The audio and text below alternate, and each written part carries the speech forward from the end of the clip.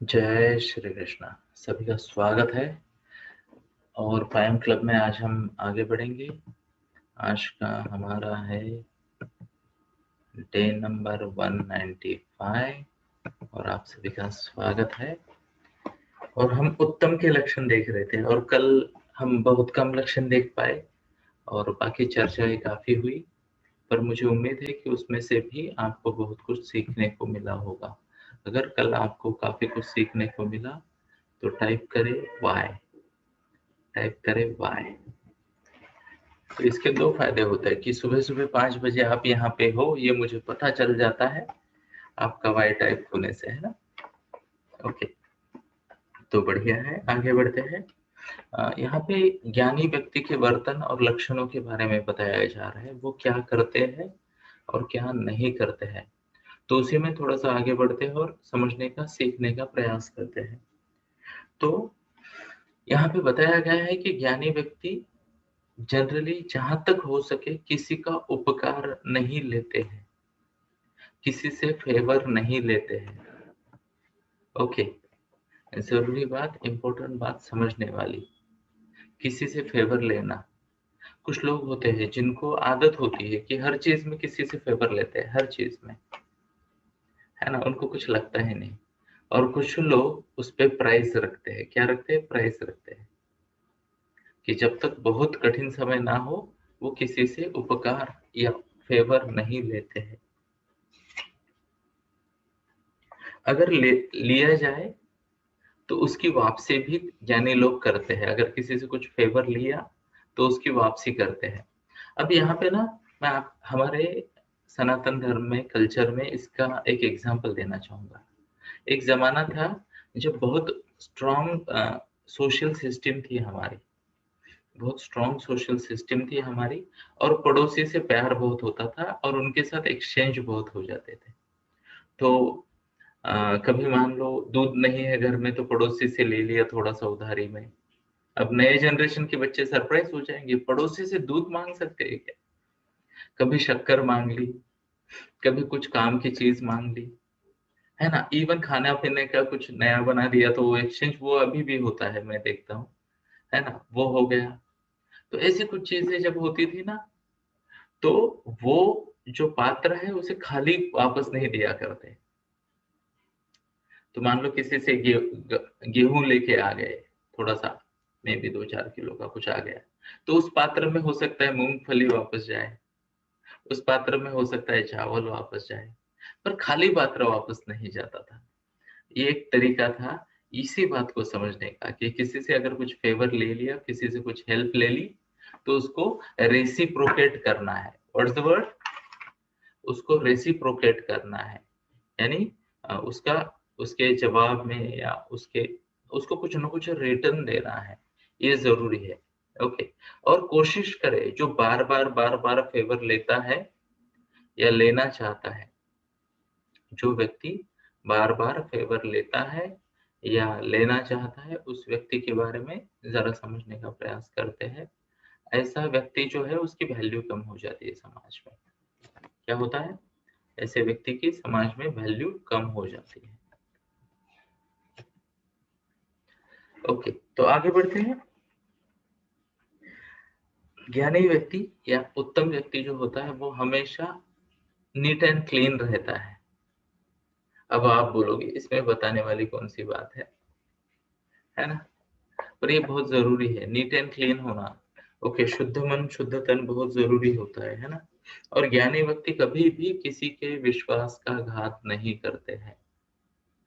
विश्वास का घात यानी विश्वासघात, पता है आपको ये शब्द, विश्वासघात? मुझे उम्मीद है आपको ये शब्द पता है। ओके, तो डेफिनेटली वह अगर किसी को कोई शब्द देते हैं, किसी से कोई ट्रांजैक्शन करते हैं, किसी से कोई व्यवहार करते हैं, ओके, रिलेशनशिप में भी, तो वह उस विश्वास के पात्र बने रहते हैं।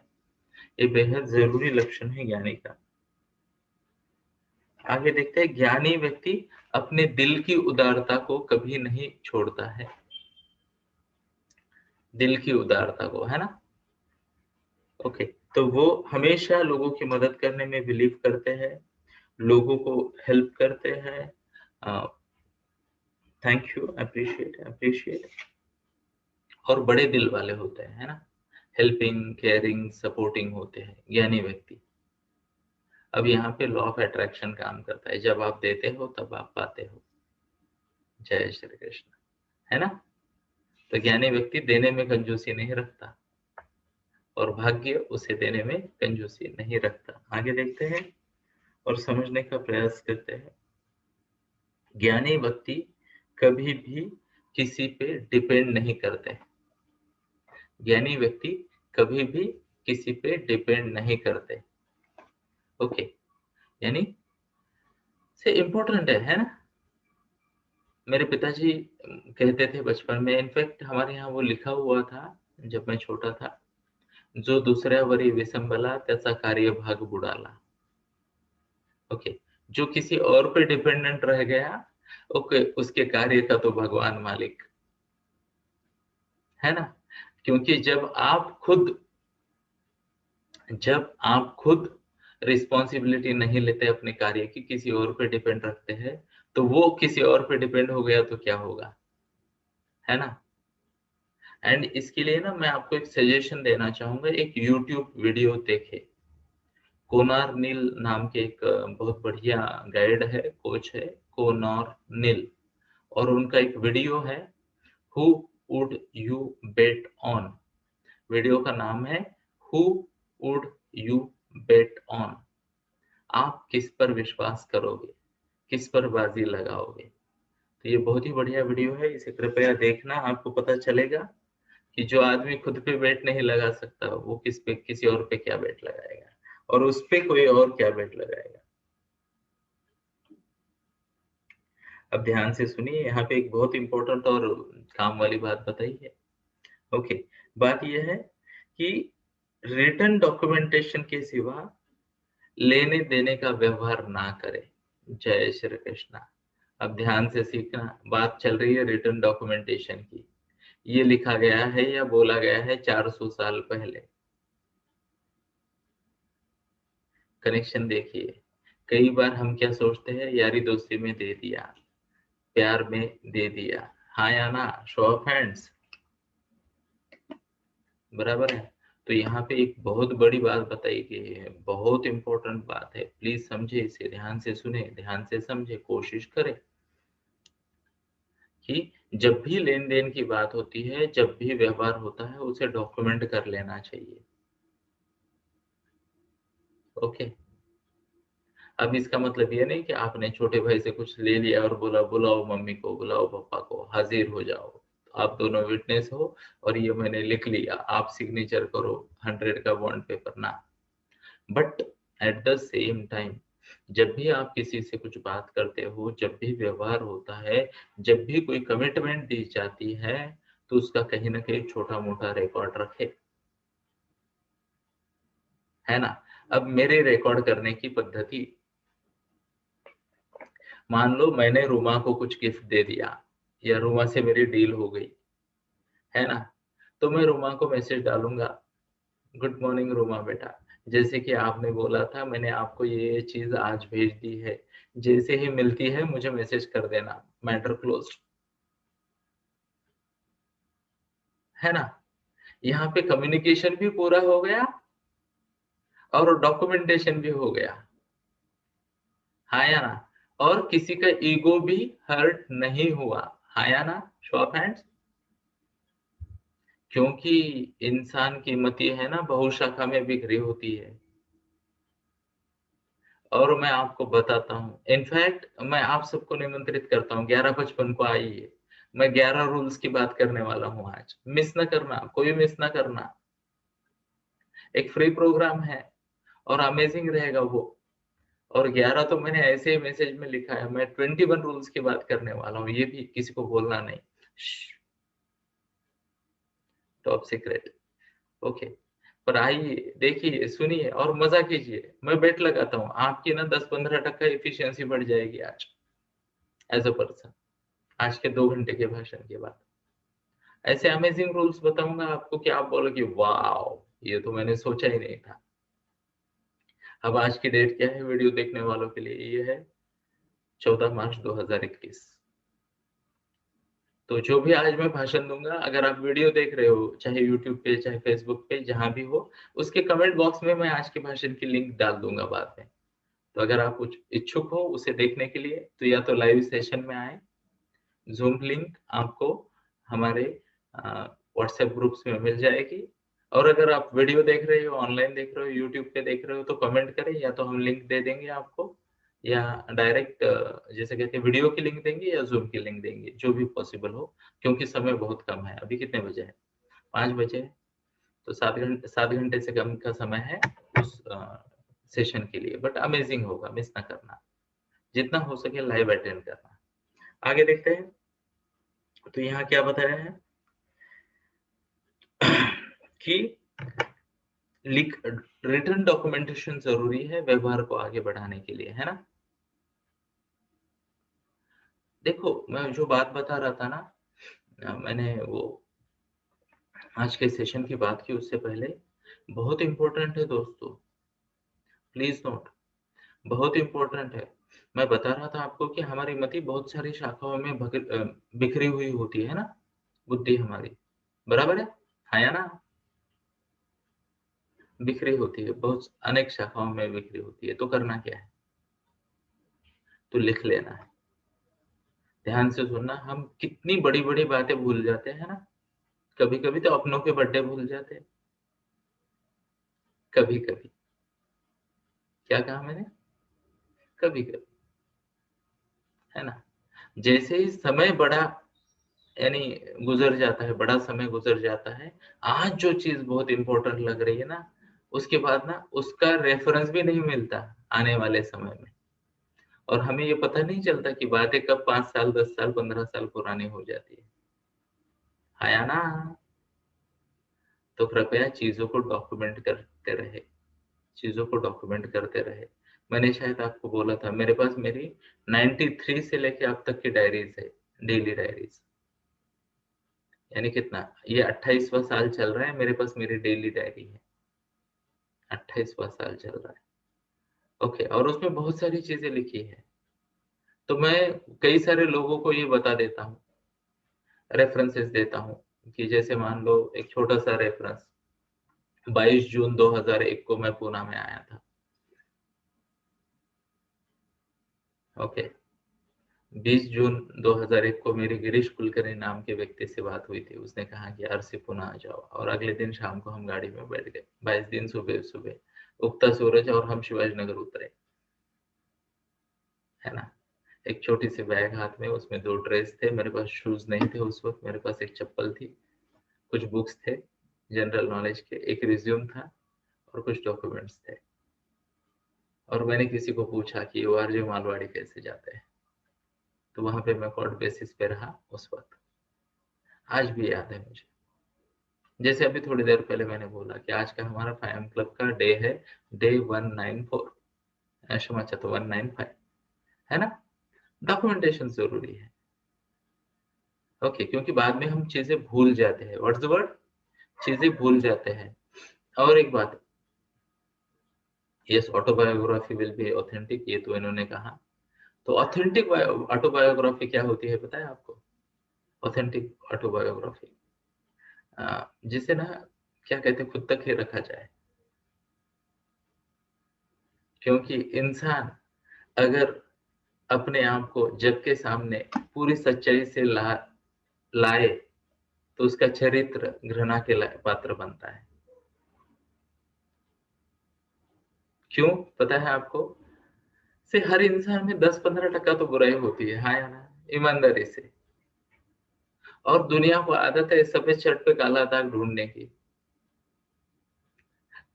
तो ईमानदारी से अगर मैं मेरे बारे में लिखूंगा ना, तो आप लोग डर जाओगे मेरे से। इतना कमीना और इतना जिसे कहते हैं दानव का रूप है मेरा। भले वो 24 घंटे के इसमें हो सकता है 24 मिनट के लिए भी ना रहे,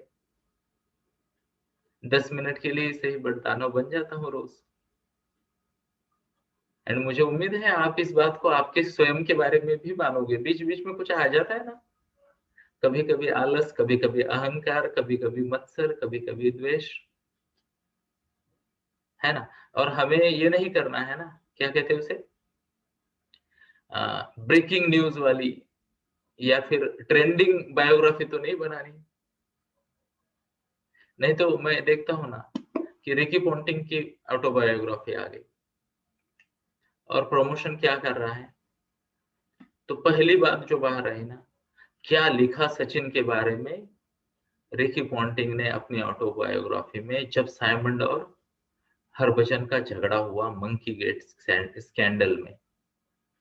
अब ध्यान से सुनो, वर्ड्स क्या है, तेंदुलकर का नाम क्या लिखा उसके बारे में, और स्कैंडल जब चल रहा था तब।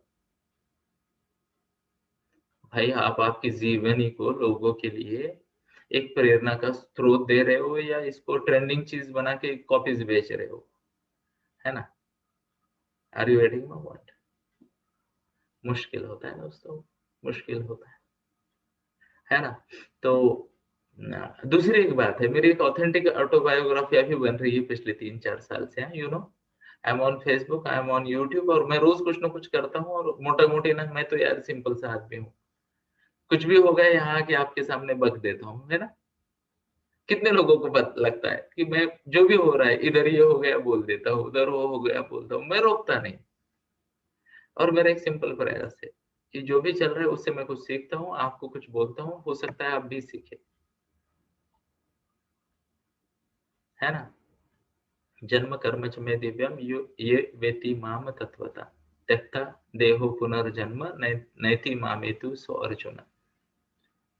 श्री भगवान ने कहा कि हे अर्जुन, जो मेरे जन्म और कर्म की दिव्यता को, जन्म और कर्म की अभिव्यक्ति तथा दिव्यता को जानता है, वह मेरे स्वरूप को प्राप्त हो जाता है और इस जन्म मृत्यु के फेरे में फिर से नहीं आता, उसका पुनर्जन्म नहीं होता।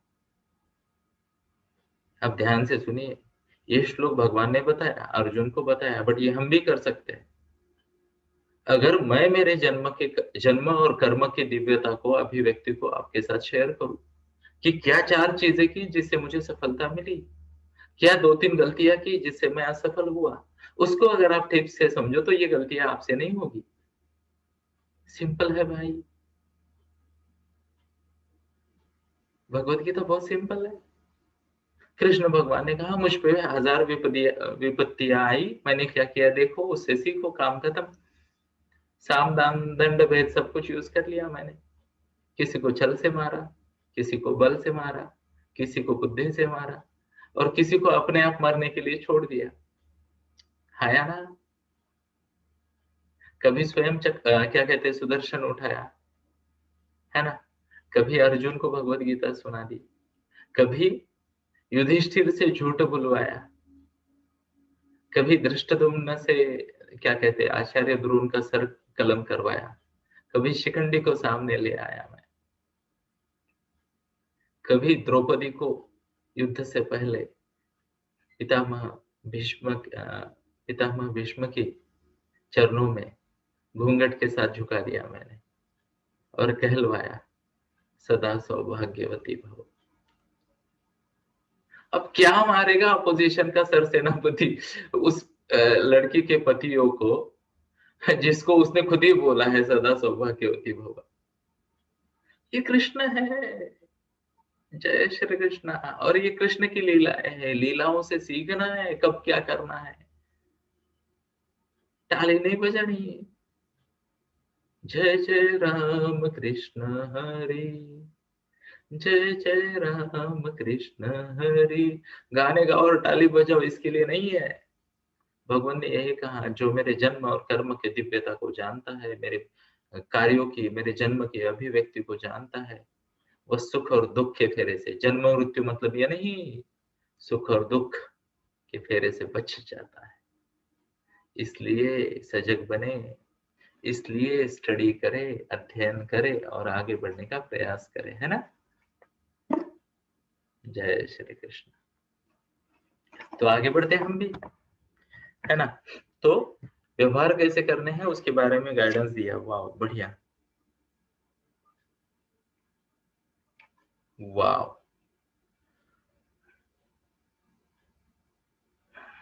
यहाँ पे थोड़ा सा और ज्यादा डॉक्यूमेंटेशन के बारे में उन्होंने बताया है, ध्यान से सुनना।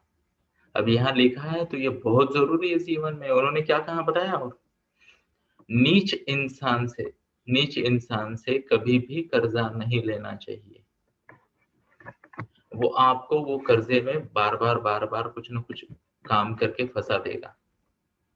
अब कर्जा केवल धन का नहीं होता।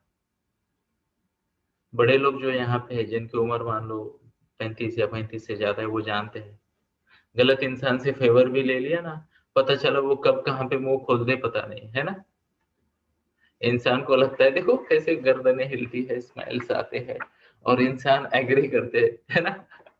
जो कोई वीडियो ऑन है उनके, वो कहीं पे भी बता देगा, हाँ उस वक्त मेरे को पता है, मैंने ये दिया था ना तेरे को, खत्म। अब क्या 7 जन्म बताओगे। बस कुछ लोग ऐसे होते हैं, है ना। और बताइए, उन्होंने कहा कि जब तक साक्षी और पुरावा ना हो, यानी जब तक आपके पास एविडेंसेस ना हो, या राज दरबार और कोर्ट में नहीं जाना चाहिए। राज दरबार और कोर्ट में नहीं जाना चाहिए, राजा के सामने या कोर्ट में, बराबर है। तो जहाँ पे डॉक्यूमेंटेशन चलते हैं, वहां अगर आपके पास डॉक्यूमेंटेशन है, लीगल डॉक्यूमेंटेशन है, तो ही जाए, अदरवाइज मत जाए, नहीं तो और ज्यादा बुरे फंसोगे। आगे देखते हैं, किसी पे भी गलत आरोप कभी ना करे। जय श्री कृष्ण। इसमें बात करने की बात नहीं है, इसे फील करने की बात है। अब ध्यान से सुनना, यहाँ पे थोड़ी सी भगवद गीता हो जाए। जय श्री कृष्ण। किसी पे भी गलत आरोप नहीं करना है, मतलब क्या है दोस्तों। मैं यहाँ पे ना एक विनती करना चाहता हूँ आपको। आपको चाहे जितना पता हो किसी व्यक्ति के बारे में और उसकी सच्चाई के बारे में, चाहे जितना पता हो, आप पूरा कभी नहीं जान सकते। आप पूरा कभी नहीं जान सकते। और अगर आप पूरा कभी नहीं जान सकते तो प्लीज नोट करें, अगर आप पूरा नहीं जान सकते हो तो आपको हक ही नहीं है किसी के बारे में, किसी के व्यवहार के बारे में, किसी के जीवन के बारे में टिप्पणी करने का और मत बनाने का, है या ना। तो मान लो आज किसी कारणवश, मुझे नहीं पता, बट आज किसी कारणवश वीडियो आधे कम दिख रहे हैं मुझे, और टोटल ऑडियंस भी मुझे काफी कम दिख रही। अब मुझे नहीं पता बैकएंड में क्या चल रहा है ना।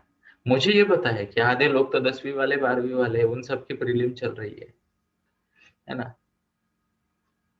तो किसी का, जिसे कहते हैं मंडे को पेपर, किसी का ट्यूसडे को पेपर, किसी को और कुछ प्रैक्टिस करनी है।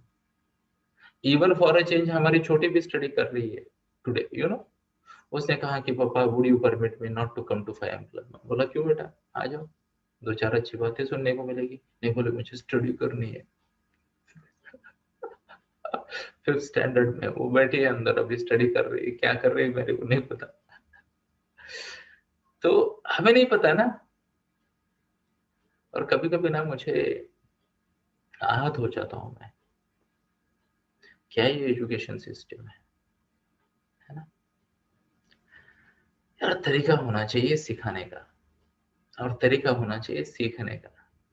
स्वामी विवेकानंद जी ने कहा था, एजुकेशन है ना, ये सहज और सरल होना चाहिए। और सिखाने का उद्देश्य, एजुकेशन देने का, एजुकेशन सिस्टम का उद्देश्य ये होना चाहिए कि इंसान धीरे धीरे चीजों को सीखे, और जिससे उसका जीवन सरल बने, उसको आगे बढ़ने में मदद हो, वो जीने के काबिल बने। यहाँ पे पूरा का पूरा मैटर मार्क लेने की काबिलियत पे है। आपस में कंपटीशन लगा दी और मैटर क्लोज कर दिया, है ना। तो किसी को जज नहीं करते और किसी पे आरोप नहीं करते, है ना, बिना जाने। और मैं आपको बताता हूँ, आपको किसी के बारे में चाहे जितना सच पता हो, जितना सच पता हो, आप पूरा सच कभी नहीं जान पाओगे।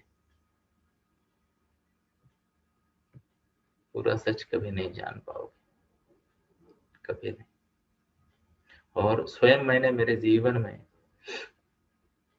कई ऐसे झूठ बोले हैं, क्षमा चाहता हूँ, ऐसे झूठ देखे हैं, ऐसे प्रसंग देखे हैं कि झूठ तो बोला गया था, किसी को धोखा तो दे दिया गया था, बट इंटेंशन जो था ना, वो हाईएस्ट लेवल का प्योर इंटेंशन था। ऐसे मैंने दो चार अनुभव लिए, है ना। उनमें से तो दो चार में से एक या दो जगह पे मुझे क्या एग्जैक्टली बैकएंड में हुआ था ये पता है। एक बार 3 साल बाद चला, एक बार 11 साल बाद चला, पता चला था, है ना। इवन मैं आपको बताता हूँ, नाम वाम तो मैं लूंगा नहीं अभी, we are on record, but मेरे एक दोस्त के साथ काफी दिनों तक बात नहीं हुई थी, एक शब्द के कारण, कि उसमें और हम में जमीन आसमान का अंतर है।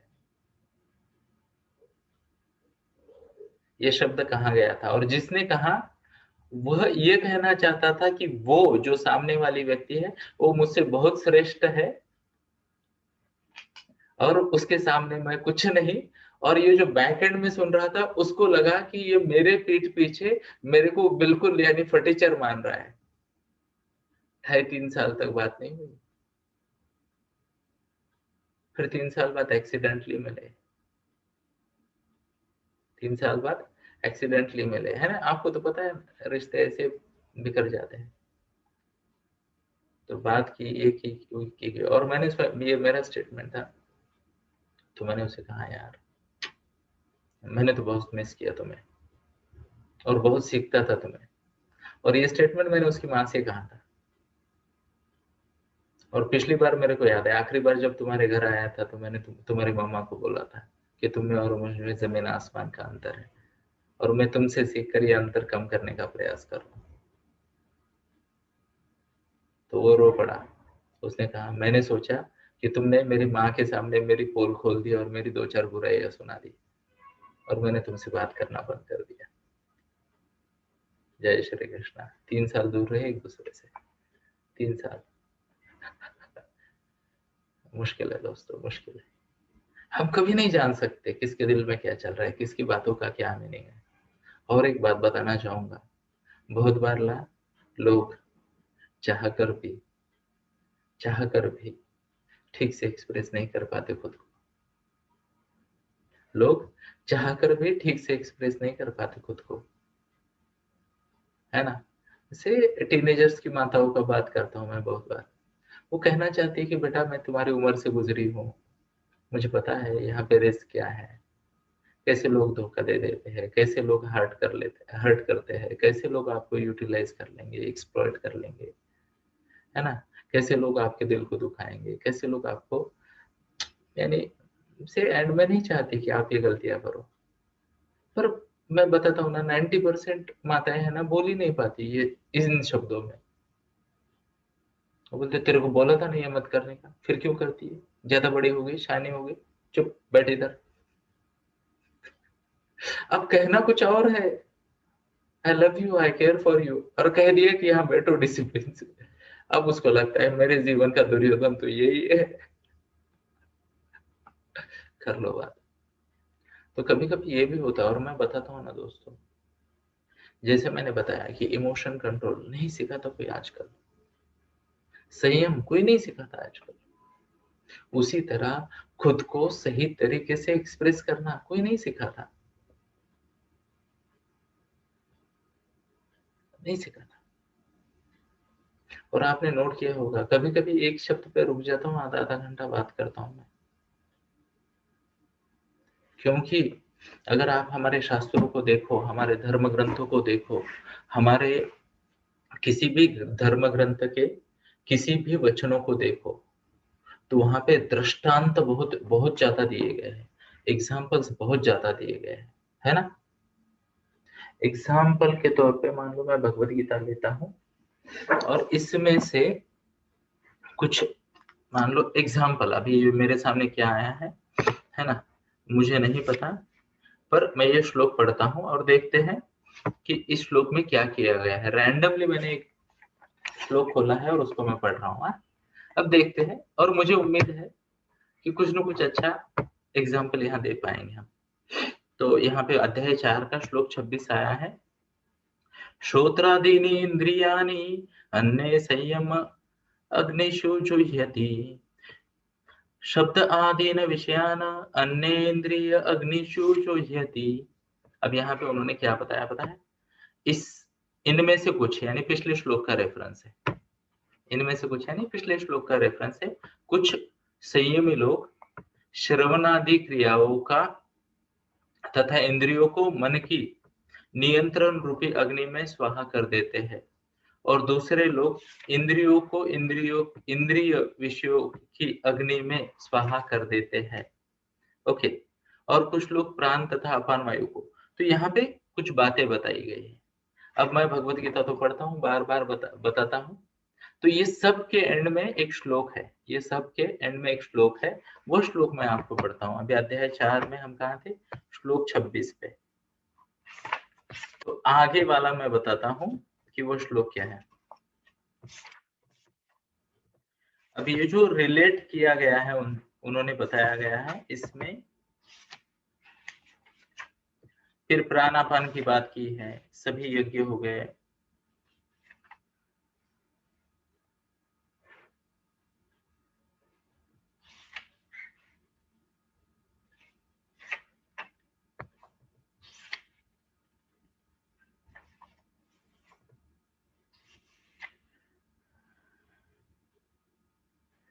और फिर एंड में ये बताया है, यथा धांसि सम्मिद्ध अग्नि भस्म सात कुरुते अर्जुन, ज्ञान अग्नि सर्वकर्माणि भस्म सात कुरुते तथा।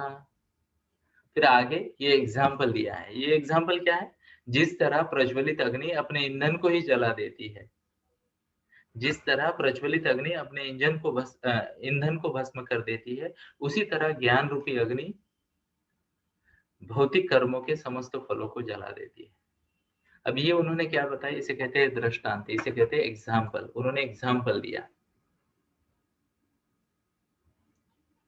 एग्जाम्पल क्या दिया कि मान लो आपने अग्नि जला दी, है ना? अग्नि जला दी तो क्या होता है? अग्नि अपने ईंधन को खत्म कर देती है। गैस लगा दिया तो सिलेंडर खाली हो जाता है, दिया चला दिया तो वो तेल खत्म हो जाता है, मोमबत्ती लगा दी तो मोमबत्ती स्वयं खत्म हो जाती है ना? किसी लकड़ी को अग्नि लगा दी आपने तो क्या होता है? लकड़ी खत्म हो जाती है। सही बात है। इसी तरह जब आप ज्ञान प्राप्त करते हो तो वह ज्ञान आपके अंदर के मैं को, अपने आपके अंदर के अहंकार को, आपके अंदर की बुराइयों को जला देता है। तो ये क्या दिया उन्होंने? एग्जाम्पल दिया। क्या दिया? एग्जाम्पल दिया। अब भगवत गीता में आप कहीं पे भी जाओ, भगवत गीता क्या, किसी भी धर्म ग्रंथ में कहीं पे भी जाओ, आपको एक बात पता चलेगी, आपको एक बात समझ में आएगी, वहां बहुत सारे एग्जाम्पल दिए गए हैं। और ये एग्जाम्पल क्यों दिए गए हैं पता है आपको? ताकि अपना जो पॉइंट है, लेखक का जो पॉइंट है, उस संत महात्मा का जो पॉइंट है, भगवान कृष्ण का जो पॉइंट है, विदुर नीति में विदुर जी का जो पॉइंट है, चाणक्य नीति में चाणक्य जी का जो पॉइंट है ना, वहां आप देखिए हर जगह पे एग्जाम्पल है, हर जगह पे। विदुर नीति तो एक स्टेटमेंट एक एग्जाम्पल, चाणक्य नीति एक स्टेटमेंट एक एग्जाम्पल। जिस तरह जहरीला सांप चाहे जितना भी अच्छा बर्ताव करे, उसको आप जेब में नहीं रख सकते, उसी तरह एक शत्रु, फिर उससे चाहे जितनी मित्रता हो सके उस पर पूर्ण विश्वास कभी नहीं कर सकते। Matter closed. कितना बढ़िया एग्जाम्पल है या ना? तो यहाँ पे बात विश्वास की चल रही थी, है ना? बात दूसरों की चल रही है, तो उसको हम फिर से एक बार पढ़ने का प्रयास करते, समझने का प्रयास करते। किसी पे गलत आरोप ना करें, किसी पे गलत आरोप ना करें। और मैं तो बताता हूँ, हमारी पात्रता ही नहीं है किसी को झूठा बोलने की। हमारी पात्रता ही नहीं है किसी को झूठा बोलने की। क्यों? क्योंकि हमें नहीं पता कि उसके जीवन में क्या चल रहा है। मुझे उम्मीद है आप मेरी बात के साथ रिलेट कर पा रहे हो, समझ पा रहे हो। यस। तो ये बहुत बड़ी जिम्मेदारी होती है, बहुत बड़ी जिम्मेदारी होती है। जब सामने वाला व्यक्ति पूर्ण रूप से, गलती सामने वाले व्यक्ति की भी होती है, तो भी उस गलती के पीछे, उस बिहेवियर के पीछे कुछ न कुछ पॉजिटिव इंटेंशन हो सकता है, कुछ न कुछ पॉजिटिव इंटेंशन हो सकता है। या तो फिर जिसे कहते हैं ना, वहां पर भी, या तो फिर वहां पर भी आपको उसकी कुछ सिचुएशनल मजबूरियां नजर आएगी, सिचुएशनल मजबूरियां नजर आएंगी, कुछ और फैक्टर्स आपके सामने आएंगे जिसकी वजह से आप इस बात को रिलेट कर पाओगे कि भले ही सब कुछ गलत था पर इंसान गलत नहीं था। तो हमेशा बेनिफिट ऑफ डाउट देने के लिए तैयार रहे, है ना? क्या करें? बेनिफिट ऑफ डाउट देने के लिए तैयार रहे। ओके, तो आगे बढ़ते हैं, एक आधा पॉइंट और लेंगे। चलो 2 पॉइंट लेते हैं और आज के लिए यही रुक जाते हैं, क्योंकि बहुत व्यस्त हो गए हैं श्रोतागण, उनके बहुत सारे काम हैं, है ना? श्रोतागण बहुत व्यस्त है, उनके बहुत सारे काम हैं और ब्ला ब्ला ब्ला, उनके एग्जाम्स आ रहे हैं, ब्ला ब्ला ब्ला, है ना? तो हम थोड़ी सी बात करते हैं और ये होते हैं। तो यहाँ पे बताया है सभा को यानी ग्रुप को कभी झुठलाना नहीं चाहिए। ध्यान देना इस बात को, ये रूल है लाइफ का।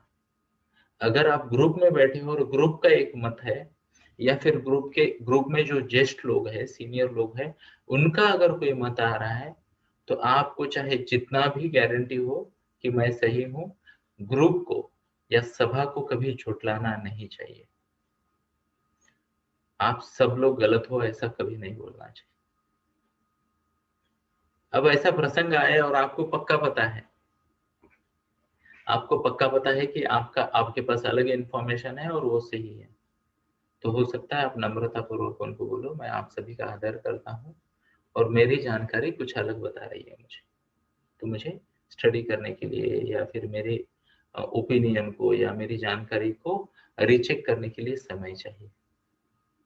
पर कभी भी सभा में, कभी भी ग्रुप में ये नहीं बोलना कि आप सब लोग गलत हो, कभी ना करना। तो ये तरीका जो मैंने बताया ना, ये highest level of communication skills है, इंटरपर्सनल और सोशल कम्युनिकेशन स्किल्स। मैंने तो ऐसे मजाक मजाक में बोल दिया, और ये याद रखना है ना? तो हम कई बार ग्रुप में काम करते हैं ना, है ना? अब अगर मान लो आप यहाँ पे, मुझसे तो कई सारे ज्यादा लोग हैं इस सभा में, और आप में से अगर बहुत ज्यादा लोगों को लगता है कि नहीं सर ये बात ऐसी नहीं है, ऐसी है, तो मैंने कहना चाहिए कि यस, आपका एक्सपीरियंस भी लाइफ एक्सपीरियंस है, मैं आपके एक्सपीरियंस का स्वीकार करता हूँ और इस बारे में मेरी जानकारी को फिर से एक बार चेक करता हूँ। धन्यवाद। जय श्री कृष्णा। और बहुत मुश्किल नहीं होता, नम्र बने रहना ना बहुत आसान है। फायदे ज्यादा घाटे कम, फायदे ज्यादा घाटे कम, है ना? मेरे ये देखा आपने, ये मेरी माला ना थोड़ी सी दिखते रहती है, टीका हमेशा रहता है और चेहरे पे एक न्यूट्रल भाव रहता है, तो ज्यादातर जगह पे ना लोग मेरे को पास दे देते हैं, बाय दे देते हैं, है ना? अपने आप ही मेरे को पूछते हैं सर आपको क्या चाहिए। ओके, कभी लाइन वाइन में वैसे तो मैं खड़ा नहीं रहता, मैं जाता ही नहीं, देखो मैं समाज की कोई कार्य करता ही नहीं है, और धन्य हो महादेवी सुजाता का कि वो सब करती है ना? तो मेरे तो को तो क्या है, ये जगह पे बैठ के भाषण देना है या उस जगह पे बैठ के भाषण देना है या मौन करना है, मैं कुछ काम नहीं करता है। बट गलती से कहीं जाऊं ना, तो मैंने देखा है मुझे अपने आप ही पास मिल जाते हैं लोग, स्वयं में आके मेरे को पूछते हैं और मेरा काम कर देते हैं। क्यों? क्योंकि मेरी वाणी ऐसी है ना? मेरे शब्दों का चुनाव भी ऐसा है कि लोगों को लगता है यार ये थोड़ा सा अलग नमूना है, इसको पहले प्रायोरिटी दे देते हैं, है ना? तो ये बात भी याद रखनी चाहिए, सभा का सम्मान करना जरूरी है। और एक बात है जो कि आज का है, जहां पे आपको रिस्पेक्ट नहीं मिलता ऐसी जगह पे नहीं जाना चाहिए। प्लीज नोट करें इस बात को, जहां पे आपको रिस्पेक्ट नहीं मिलता ऐसी जगह पे जाना बंद करना है, बराबर? अब पहला वाक्य मेरा था नहीं जाना चाहिए, और दूसरा वाक्य जो आया है वो बोला है, मैंने कहा कि जाना बंद करना चाहिए, बराबर?